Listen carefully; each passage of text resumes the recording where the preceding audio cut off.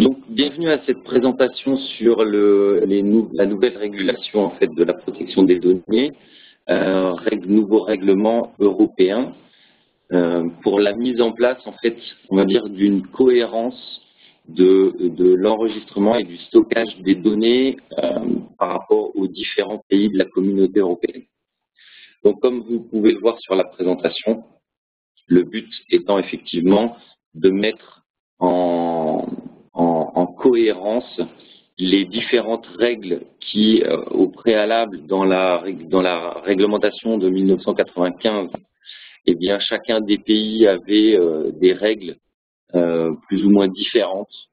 Et lorsqu'une société avait besoin, en fait, de transférer ou de gérer des données dans différents pays de la communauté européenne, ces sociétés étaient soumises à des demandes et des régulations propres à chacun des pays.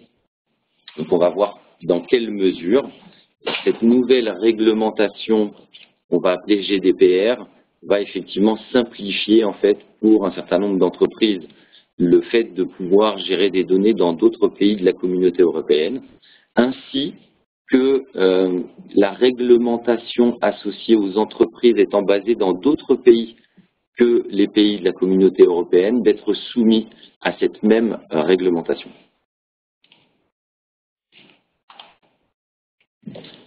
Donc aujourd'hui, pour cette réforme de la réglementation, je vous ai mis, alors je vous partagerai cette présentation, je vous ai mis en partage les liens pour accéder à un certain nombre de documents. Comme ça, ça vous simplifiera un petit peu la vie parce que des documents, il y en a énormément pour voir tous les éléments de cette réglementation. Donc en janvier 2012, la communauté européenne a présenté une réforme justement pour la protection des données dans l'Union européenne afin que l'Europe s'adapte effectivement à toutes les évolutions numériques et d'obtenir en fait des droits uniques et des réglementations uniques pour ces différents pays, donc les 28 pays de la communauté européenne. Voilà.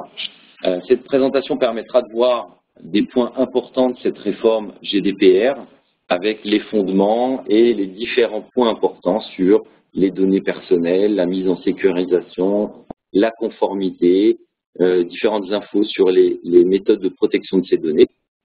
Et puis, quelques petites slides à la fin pour voir comment les produits de la société Balabit IT Security vont pouvoir vous aider dans cette mise en place de ces nouvelles règles afin d'être en conformité.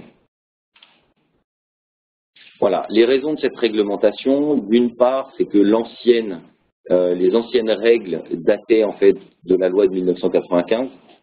Donc aujourd'hui, 21 ans plus tard, on se rend compte que les différents outils technologiques et les besoins ont vraiment changé et que, on va dire, la gestion, l'enregistrement des différentes données personnelles sont de plus en plus importantes et nécessitent une réglementation, on va dire, partagée par tous les pays de la communauté européenne et une prise en compte de ce stockage des données et du transfert des données. Aujourd'hui, effectivement, c'est plus comme en 1995, les outils ont vraiment évolué et que ce soit via des accès via des ordinateurs ou via des smartphones, des tablettes, on va avoir accès à un nombre de plus en plus important de services, d'applications, et ces applications, effectivement, récupèrent beaucoup d'informations concernant en fait vos données personnelles. Et la réglementation a aussi pour but de contrôler de manière plus évoluée en fait les données qui sont récupérées par ces applications et par ces entreprises. Eh bien, il y aura effectivement une protection plus importante, à savoir vous devrez valider et donner votre autorisation sur la récupération de ces données, mais il y aura aussi des réglementations sur les transferts de ces données à des tiers, sur de l'anonymisation, ce genre de choses qu'on va voir effectivement dans les slides suivantes.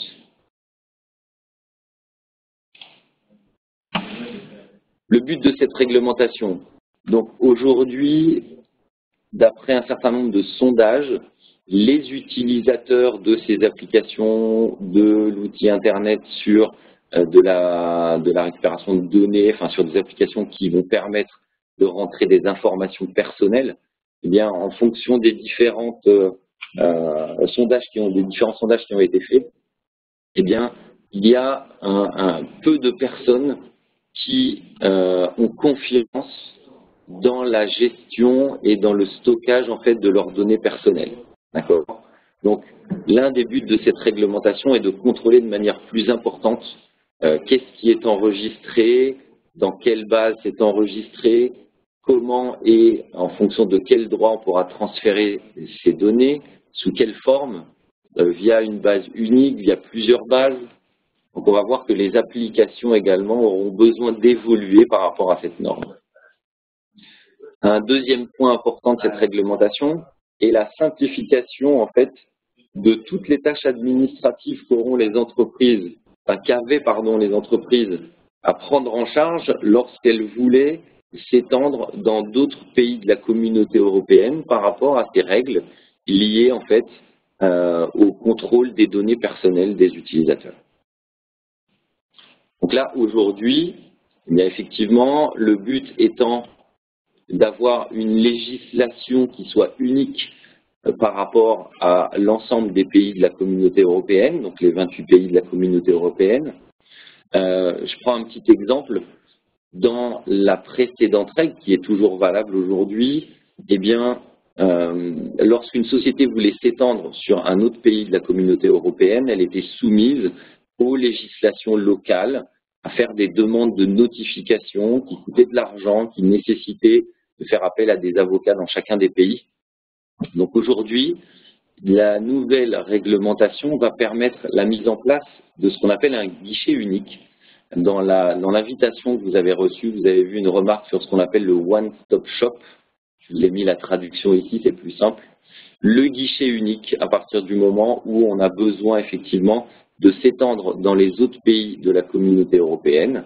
On n'aura pas besoin de faire des demandes dans chacun de ces pays via les autorités de régulation locales, mais la loi globale permettra à l'entreprise d'avoir, on va dire, signé un accord unique permettant en fait d'avoir l'autorisation de s'étendre dans les différents pays de la communauté européenne à partir du moment où on traite des données personnelles. Donc les mêmes règles pour toutes les entreprises, quel que soit le lieu où elles sont établies. C'est-à-dire que des entreprises en dehors de l'Europe qui vont traiter et gérer des données provenant de la communauté européenne seront soumises à la même régulation qu'une entreprise ayant son siège social dans la communauté européenne.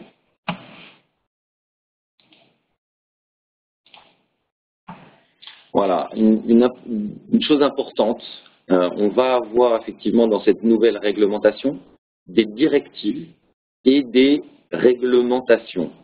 J'ai laissé le mot anglais régulation, même si j'ai rajouté un accent. Donc on va avoir un certain nombre de directives, une directive effectivement qui sont associées à des lois nationales, mais qui ne seront pas prioritaires sur la régulation, donc sur la réglementation européenne.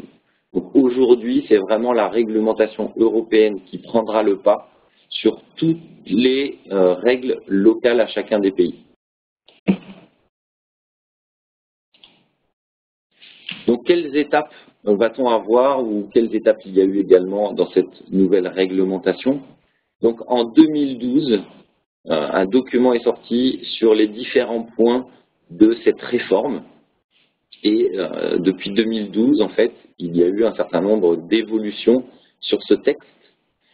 En mi-décembre, en fait, il y a eu ce qu'on appelle une approbation en fait des différents articles de ce texte, de ces textes. Et en 2016, on va avoir une ratification en fait de ces textes.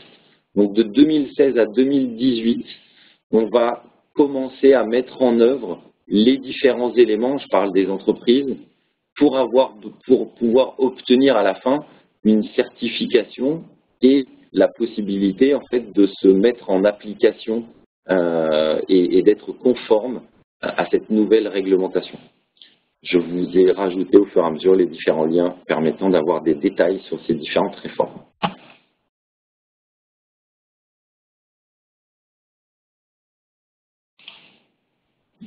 Alors, Les différents éléments importants dans cette réglementation vont prendre en compte différentes entités. On va avoir d'une part tout ce qu'on appelle le data subject, donc qui vont être toutes les informations associées aux personnes, donc aux utilisateurs de ces applications pour lesquelles des données vont être enregistrées. On va avoir également ce qu'on appelle les data controllers et les data processors. Donc les data controllers et processors vont être les personnes ou des organismes collectant et gérant des données à caractère personnel. Elles sont appelées, effectivement, si on fait la traduction, ce sont les responsables du traitement de données, si vous récupérez des documents en français. Et ces responsables de traitement de données vont avoir pour obligation, en fait, de respecter la loi communautaire lorsqu'ils font de la manipulation de données qui leur ont été confiées. Pour les entreprises d'une certaine taille, puisqu'il va y avoir des régulations un petit peu différentes par rapport aux PMI, PME, PMI et par rapport aux grandes entreprises, eh bien, les grandes entreprises devront désigner ce qu'on appelle un Data Protection Officer, donc un responsable en fait de la protection des données, qui sera à même de dialoguer en fait avec l'autorité locale qui sera en contact direct avec l'autorité européenne. Pour les petites entreprises, on n'aura pas besoin en fait d'avoir ce qu'on a de définir une personne étant le Data Protection Officer, donc pour les plus petites sociétés. Il est très important de déterminer en fait que les responsables du traitement des données doivent respecter le droit à la vie privée ainsi qu'à la protection des données des personnes qui leur ont effectivement confié des données. Alors, ces responsables de traitement de données, eh bien, dans quel cas de figure ils auront la possibilité d'enregistrer ces données? Il y a différents éléments que je vous ai mis en annexe. Ne pourront collecter et traiter les données à caractère personnel uniquement que lorsque cela est légal. À savoir, on ne devra pas enregistrer des données à caractère racial ou correspondant en fait à des informations qui pourraient être utilisées pour d'autres finalités. Donc toute la partie enregistrement des données à caractère personnel par rapport à la légalité de ces enregistrements est quelque chose de très important. On devra également respecter certaines obligations quant au traitement des données à caractère personnel. L'entreprise, enfin le responsable du traitement des données, à savoir les data controllers et les data processors, devront réagir aux plaintes, puisque des utilisateurs auront la possibilité d'émettre des plaintes. Par exemple, un droit d'oubli par rapport aux données, c'est quelque chose de très important. Donc, et ces entités, data processors et data controllers, auront pour obligation en fait de dialoguer, de collaborer avec les autorités nationales locales de protection des données. Ces autorités nationales locales seront les représentants de la réglementation européenne. Donc il n'y aura plus besoin aujourd'hui d'aller s'adresser à des organismes de différents pays pour dialoguer avec les autorités européennes. Le délégué à la protection des données. Donc je vous ai mis cette petite remarque, on en a parlé un tout petit peu avant. Pour les entreprises de taille importante, donc les grandes entreprises, vous aurez pour obligation de désigner en fait un délégué à la protection des données, qui sera responsable dans l'entreprise de gérer en fait les différents éléments associés à la protection des données. Si on fait un petit focus sur les données personnelles, eh bien, qu'est-ce qu'on va désigner en fait comme données personnelles? Les données personnelles sont tous les éléments qu'on va pouvoir, toutes les informations qu'on va pouvoir enregistrer par rapport à une personne, par rapport à un utilisateur, ce qu'on appelle le data subject. toute information qui peut être identifiée directement ou indirectement. On va voir juste après le détail de ces deux associations.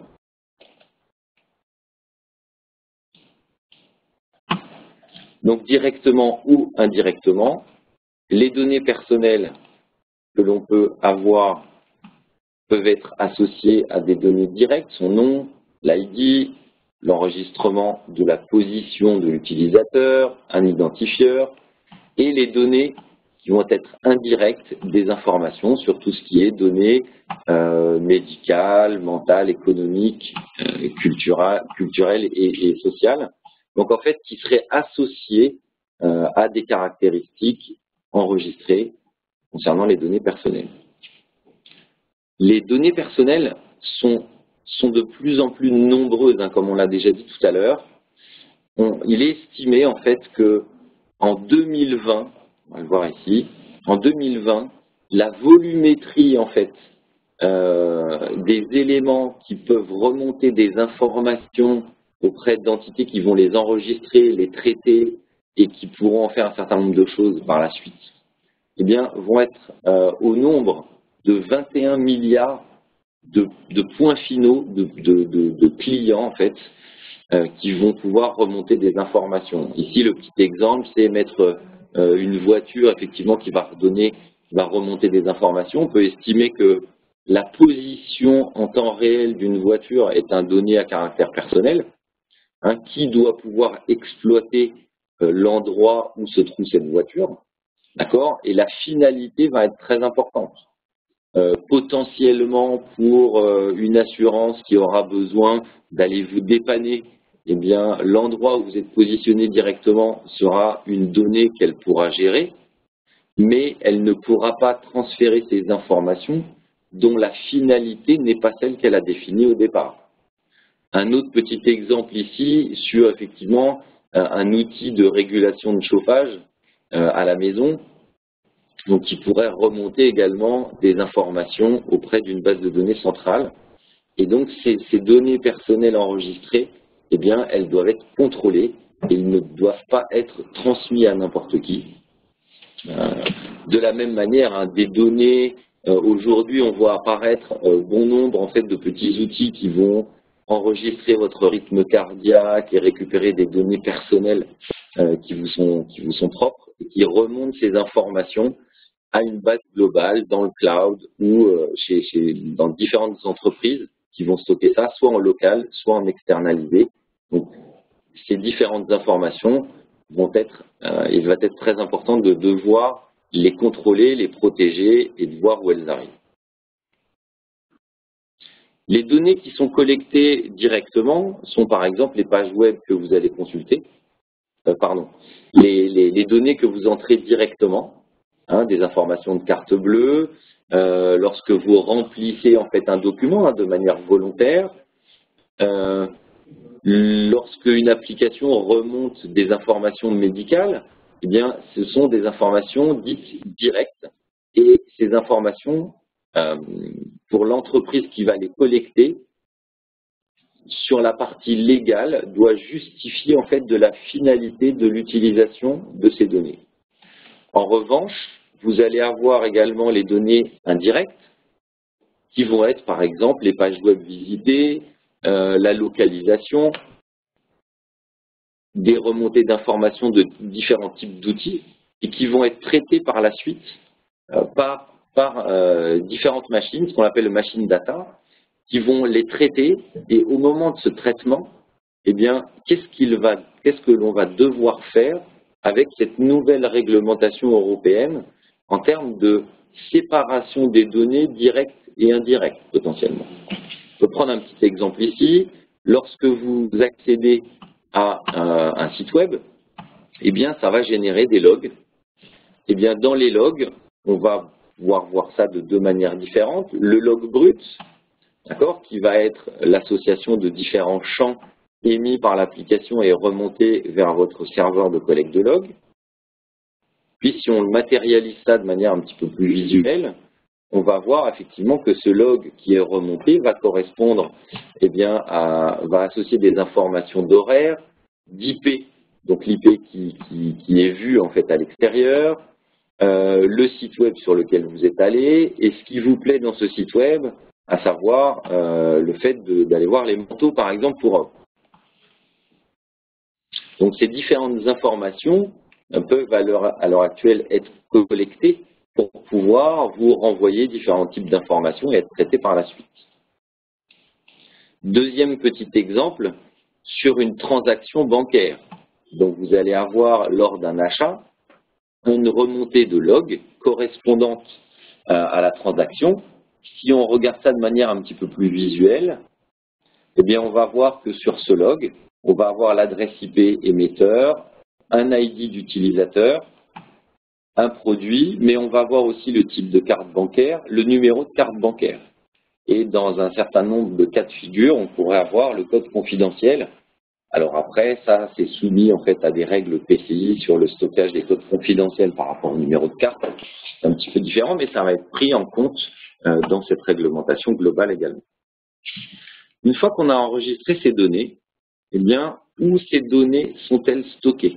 Est-ce qu'elles sont stockées en local dans l'entreprise? Est-ce qu'elles ne sont pas retransférées à l'extérieur? Ou est-ce qu'elles sont stockées dans le cloud? Donc là, il est très important, lorsque vous voudrez rentrer en conformité avec cette régulation, eh bien, de dialoguer en fait avec les différents partenaires que vous avez, par exemple les sociétés qui vous permettent de stocker les informations dans des environnements de type cloud, que ces sociétés sont bien conformes à la nouvelle réglementation européenne. Lorsque on va stocker ces données, eh bien, par rapport à la nouvelle réglementation, on devra être en mesure de pouvoir, on va dire, effectuer un certain nombre d'opérations pour extraire des champs d'enregistrement pour ne plus faire une relation directe entre l'utilisateur et tel type de données. On va avoir par exemple ce qu'on appelle la pseudonymisation, j'arrive jamais à le prononcer, pseudonymisation, voilà. La pseudonymisation va correspondre en fait au remplacement d'un champ des données collectées par une fausse information en fait, pour ne plus pouvoir réassocier ce champ-là avec l'utilisateur. On va devoir également faire ce qu'on appelle de l'anonymisation. Ici, on voit dans l'exemple une séparation en fait entre les données obtenues sur la page web qu'on a visitée et, par exemple, l'adresse IP qui est associée en fait à cette consultation de site web. On va pouvoir cacher en fait un certain nombre de champs pour ne plus pouvoir les réassocier directement. Concernant cette protection de données, l'article 23, alors des articles, il y en a énormément. L'article 23 fait un petit peu la promotion pour les entreprises qui développent des outils et des programmes, donne des informations sur, eh bien, tout simplement, les nouvelles applications, autant que faire se peut, devront prendre en charge la protection des données, on va dire, au départ du développement de ces nouvelles applications, et d'avoir un comportement au niveau de ces applications qui vont par défaut protéger ces données. Si on prend le détail, ici ce qu'on appelle en fait la data protection by design, c'est la protection des données dès la conception et par défaut, d'accord, avec un comportement par défaut qui va avoir pour but de protéger en fait ces données et les utilisateurs associés. Donc cette protection des données dès la conception et par défaut, c'est tout simplement le rôle en fait des entreprises faisant des nouveaux développements de prendre en charge ce type de contrôle à la création des différents logiciels pour pouvoir mettre en place de la pseudonymisation, de l'anonymisation, ce genre de choses. Ce qui n'est pas encore vraiment le cas aujourd'hui, à part quelques entreprises qui, indépendamment de cette réglementation, proposaient déjà ce type de fonctionnalité.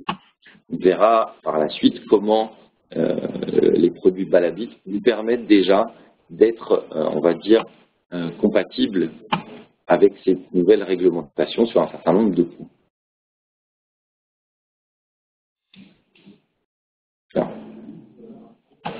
Voilà.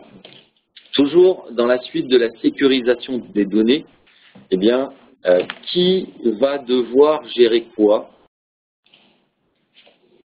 Un rôle important va être donné effectivement aux data processors et aux data controllers, donc ceux qui vont enregistrer vos données, ceux qui vont processer vos données, vont devoir mettre en place des éléments permettant effectivement de proposer une sécurisation des données, à savoir anonymisation, pseudonymisation, chiffrement des données, afin qu'il ne puisse pas y avoir de manière simple la réassociation entre ces différents champs concernant vos données personnelles.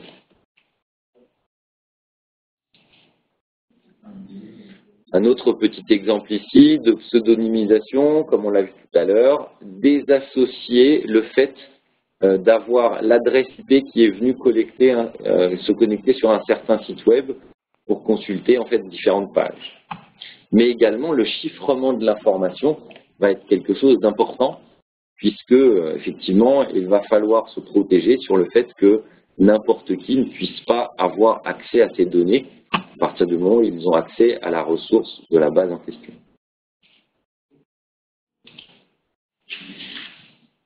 Pour être en conformité également avec cette nouvelle loi européenne, vous allez devoir valider un certain nombre de points et vous allez devoir également adhérer à ce qu'on appelle un code de bonne conduite.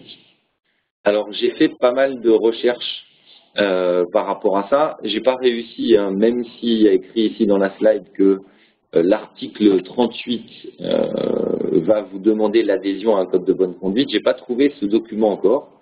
On pourra rester en contact par rapport à ça si vous le trouvez avant moi, pour justement pouvoir remplir les différentes phases de certification pour obtenir justement une certification et une approbation associée à cette nouvelle réglementation.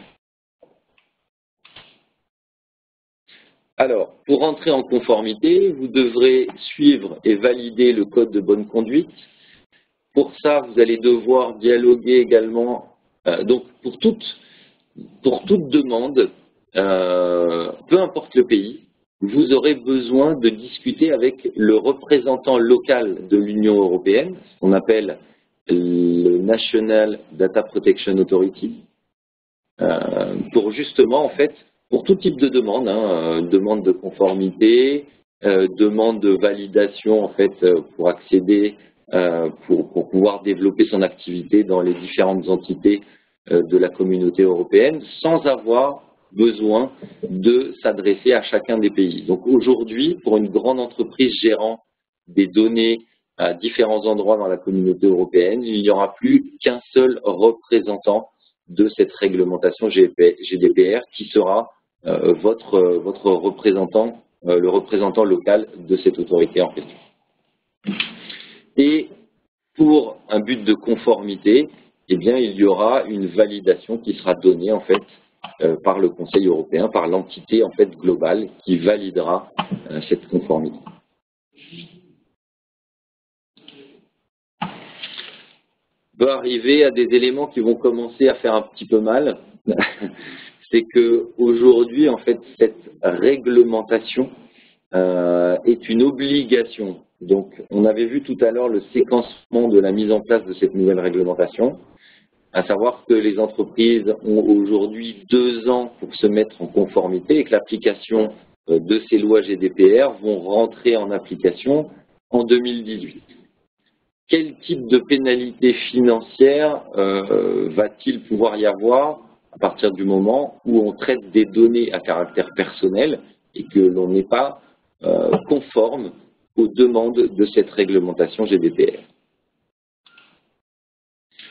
Je pense que les entreprises vont réfléchir à 2 fois hein, avant de ne pas rentrer en conformité, puisque les peines maximales pour ces entreprises qui ne seraient pas conformes, eh bien, comme vous le voyez à l'écran, peuvent correspondre à 2% du chiffre d'affaires international des résultats de l'entreprise, d'accord, ou 10 millions d'euros, ou 20 millions d'euros et 4% du chiffre d'affaires international dans d'autres cas.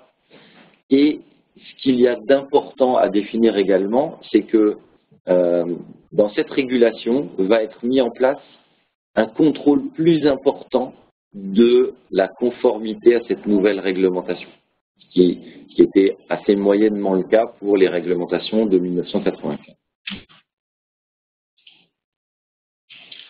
Dans la méthode de protection des données, on va en règle générale devoir se conformer au niveau technique à trois voire quatre grands points.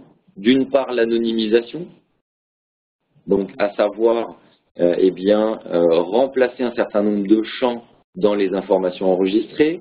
La pseudonymisation, c'est remplacer un champ par un certain code et on aura la possibilité dans une autre base d'avoir la réassociation de ce code par rapport à cet utilisateur, mais en tout cas l'information sera séparée des deux. D'avoir le chiffrement des données qui vont être stockées, d'accord, pour ne pas que ces données, si elles sont compromises, puissent être récupérées simplement. Également, le contrôle d'accès, qui n'est pas noté ici, mais le contrôle d'accès doit être validé par rapport à l'accès justement à ces données personnelles. Il y a quelque chose que je n'ai pas noté en fait dans la présentation, mais qui est également important, c'est que vous aurez dans cette réglementation pour obligation, lors de détection en fait d'une violation de ces données, avertir l'autorité du pays, représentante de l'autorité européenne, que vos données ont été compromises. D'accord? Ça, c'est quelque chose de très important, d'afficher au grand jour que vos données ont été compromises, parce que cela permettra aux utilisateurs d'en être informés et de pouvoir prendre les mesures adéquates pour modifier leurs données. Par exemple, si je reprends l'exemple à une certaine époque de Sony qui avait eu sa base des utilisateurs piratés avec récupération des mots de passe, etc., vous aurez pour obligation aujourd'hui de déclarer ça de manière publique à l'autorité locale qui le retransmettra à l'autorité européenne afin que les utilisateurs soient tout de suite informés de ce genre de choses et puissent prendre les mesures pour aller, par exemple, changer leur mot de passe ou faire des modifications sur l'accès à leurs données. Donc, si on reprend ces petits points par rapport, par exemple, à l'anonymisation, ça va être le fait, par exemple, de remplacer le champ du nom par une série, soit de cacher le champ nom, soit de le modifier par rapport à cette information initiale, d'accord? Pour ne plus réassocier le fait, par exemple, que John Smith est atteint de diabète, qu'il a tel âge, qu'il habite à tel endroit. Donc du coup, si j'anonymise le nom, je ne peux plus faire cette association par rapport à la personne en question. J'ai mis un petit lien sur cette partie anonymisation. Que peuvent faire aujourd'hui les entreprises pour obtenir une certification et pour surtout être en conformité avec le GDPR, avec cette régulation en fait sur la protection des données?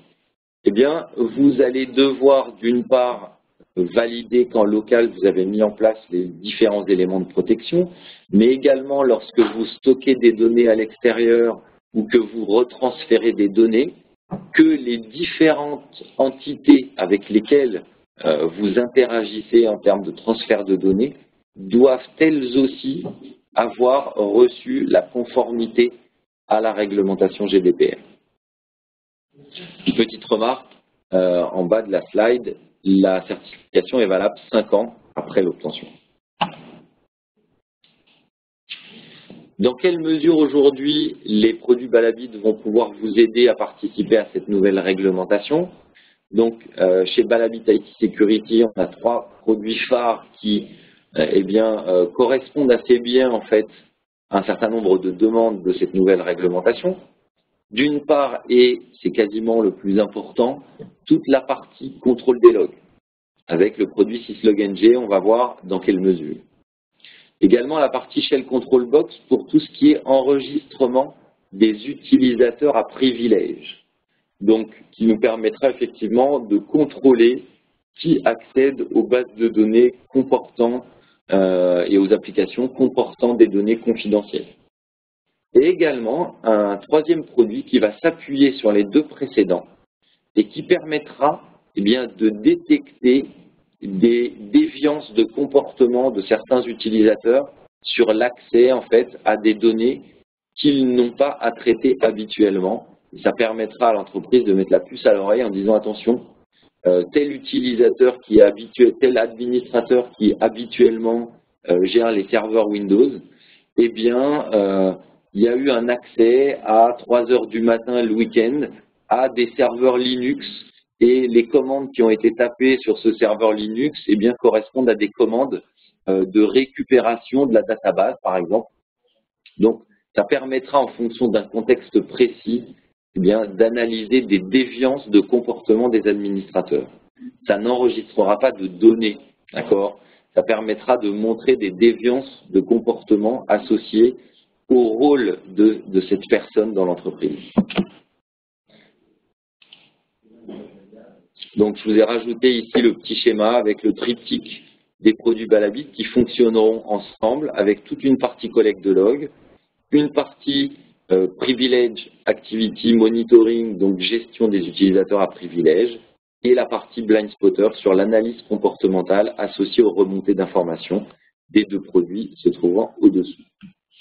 Si on fait un focus sur la partie syslog, eh bien, aujourd'hui, le produit syslog-ng aura la possibilité, en fait, de récupérer les logs provenant de différentes bases et différentes sources et de pouvoir potentiellement les stocker en local sur cette base de collecte de logs, mais également de pouvoir les retransmettre à des outils tierces en fonction des besoins.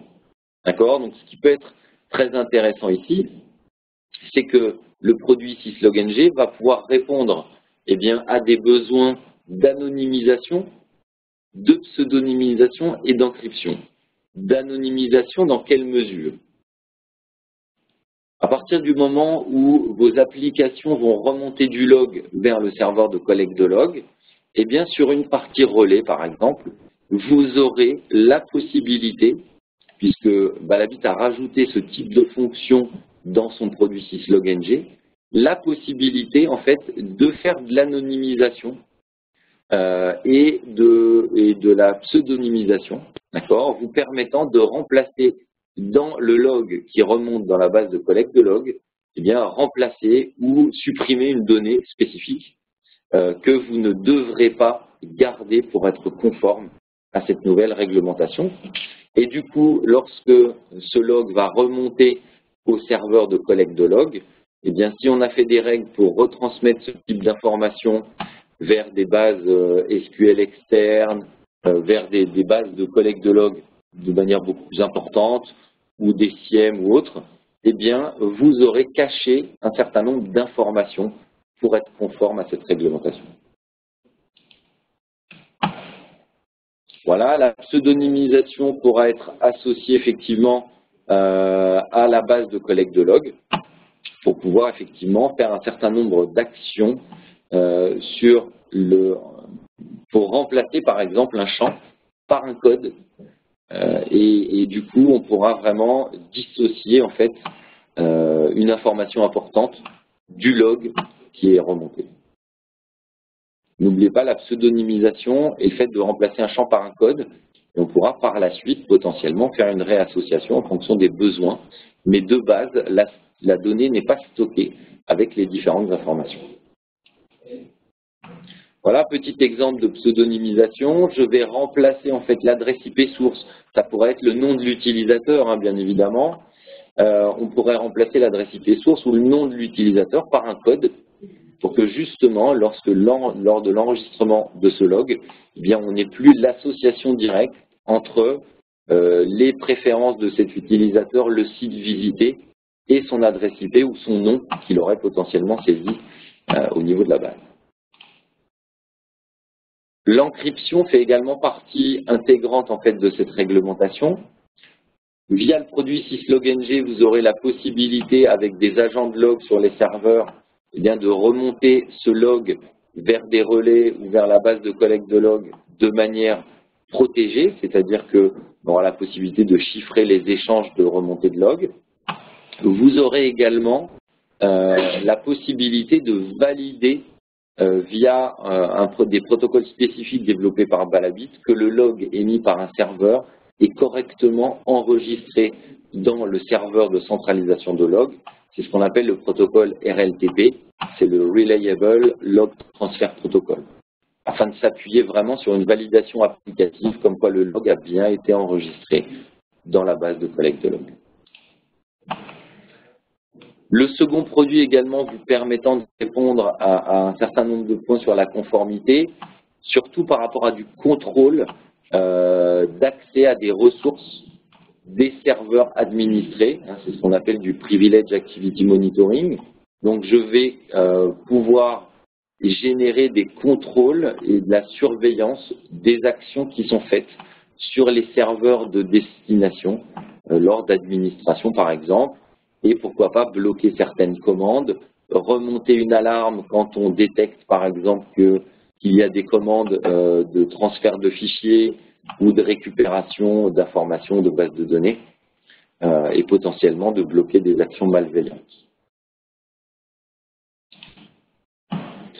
Pour finir ici, la partie Blind Spotter qui aura pour but de mettre en lumière lorsque des comportements anormaux vont être détectés en fonction de certaines situations.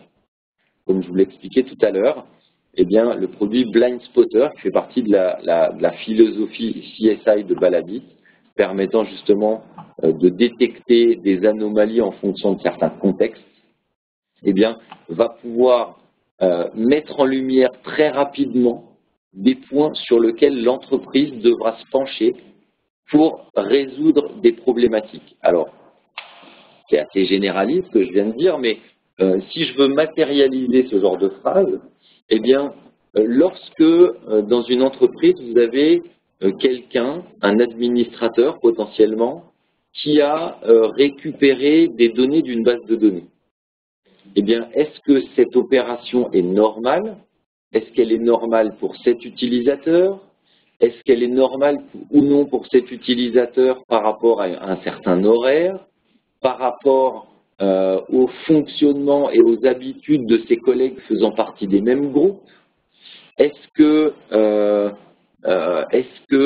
lors de l'accès à la récupération de ces informations, eh bien, les mots de passe ont été saisis avec une vitesse de frappe habituelle? Ou est-ce que ce n'est pas un robot qui a fait ça à la place de l'utilisateur? Voilà. Le produit Blind Spotter a vraiment pour but de diminuer vraiment le temps entre une action anormale qui se passe sur le réseau et la mise en lumière de cette action. Si je prends des parallèles avec un certain nombre de choses qui ont été divulguées par le passé, comme, je ne sais pas moi, la chaîne de télévision, j'ai plus le nom en tête, mais TV5, voilà, qui a eu tout un tas de vols de données, par exemple, eh bien, ils se sont aperçus, je ne sais pas combien de mois après, qu'il y avait eu en fait de la récupération de données. Eh bien, si je transpose avec un produit de type Blind Spotter, je vais mettre en lumière très rapidement ce genre de choses pour justement prendre des contre-mesures.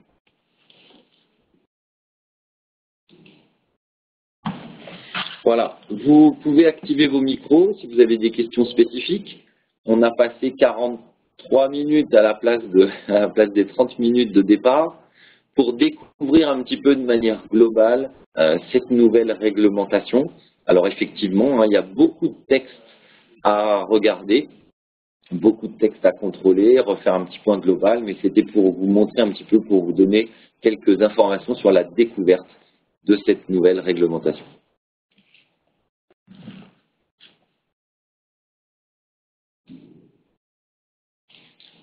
Vous pouvez activer vos micros si vous le désirez, si vous avez des questions spécifiques. Je vous ai mis sur cette dernière slide les contacts, si vous avez besoin de dialoguer avec nous, avec moi au niveau avant-vente.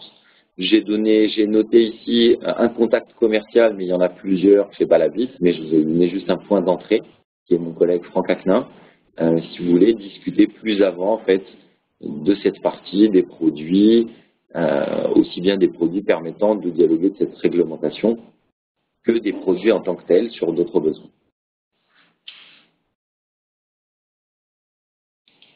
Messieurs ou mesdames d'ailleurs. Donc, ben voilà, pas de questions.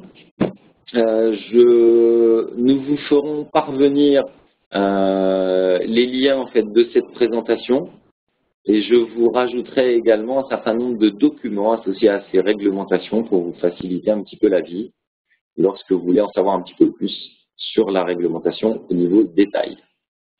Voilà, merci pour votre participation. N'hésitez pas à revenir vers nous. Et ben voilà, je reste à votre disposition si vous voulez discuter en fait de ces différents points. Merci bien.